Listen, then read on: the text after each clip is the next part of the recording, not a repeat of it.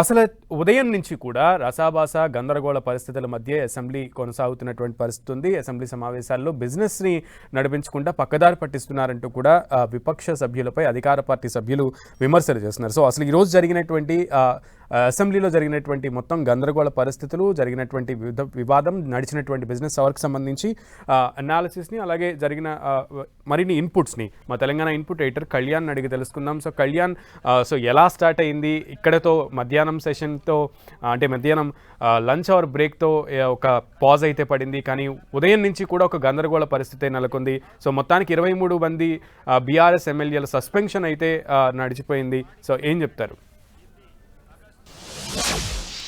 మొత్తం 24 మంది బీఆర్ఎస్ ఎమ్మెల్యేలను సభ నుంచి ఈ రోజు రేపు 2 రోజుల పాటు సస్పెండ్ చేస్తూ స్పీకర్ నిర్ణయం తీసుకున్నారు ప్రసాద్ కుమార్.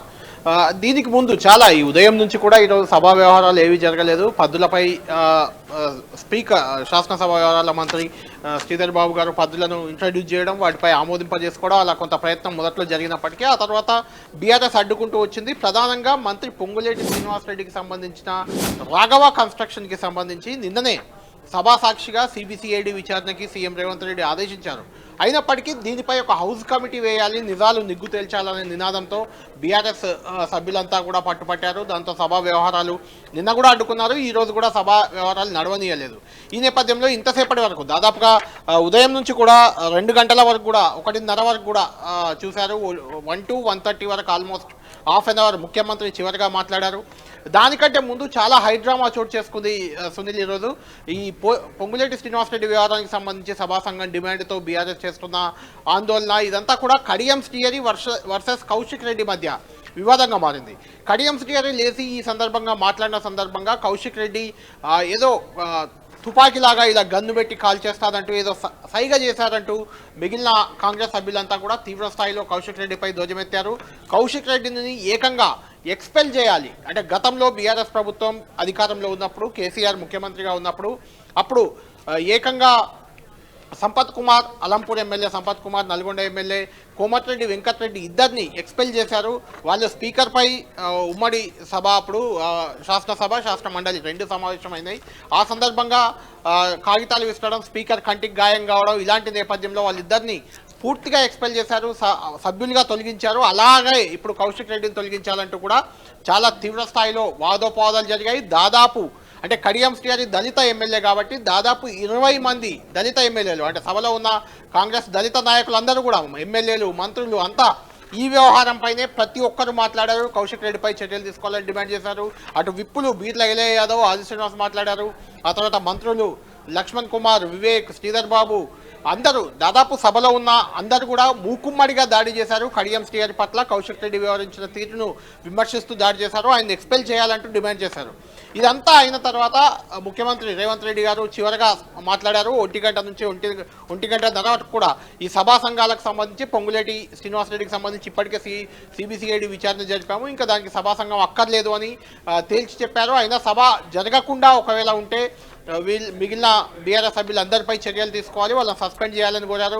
దాంతోపాటు కౌశిక్ రెడ్డి వ్యవహార శైలిపై కూడా సీఎం రియాక్ట్ అయ్యారు. ఆయన తీరుపై ఎక్స్పెల్ చేయాలని తాను కోరట్లేదు, కానీ దాన్ని ఎథిక్స్ కమిటీకి ఇద్దాం, ఎథిక్స్ కమిటీ పరిశీలించి చర్యలు తీసుకుంటుందంటూ సూచన ఒకటి ముఖ్యమంత్రి రేవంత్ రెడ్డి గారు చేశారు. అయితే దీనిపై కూడా విమర్శలు వస్తున్నాయి. ఎందుకంటే అసలు అసెంబ్లీకి ఎథిక్స్ కమిటీ లేదు.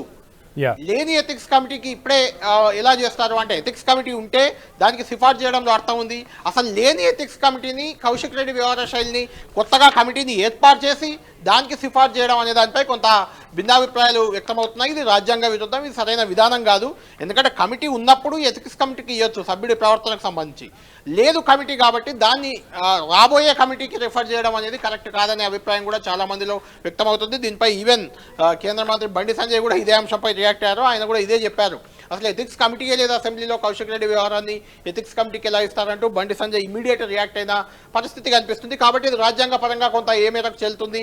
కొత్తగా ఎథిక్స్ కమిటీ చేసి దానికి కౌశిక్ రెడ్డి ఈ రోజు చేసిన వ్యవహార శైలిని రేపు రాబోయే ఎథిక్స్ కమిటీకి ఇవ్వడం అనేది ఎలా సాధ్యమవుతుంది, ఆ ఎథిక్స్ కమిటీ ఏం చెప్తుంది, ఏం జరగబోతుంది కౌశిక్ రెడ్డి అనేది ఒక అంశం. అది ఖచ్చితంగా కౌశిక్ రెడ్డిని ఎప్పటి నుంచో ఎక్స్పెల్ చేయాలనే ఆలోచనలో ఉన్నారు అని ఒక చర్చ బయట జరుగుతుంది.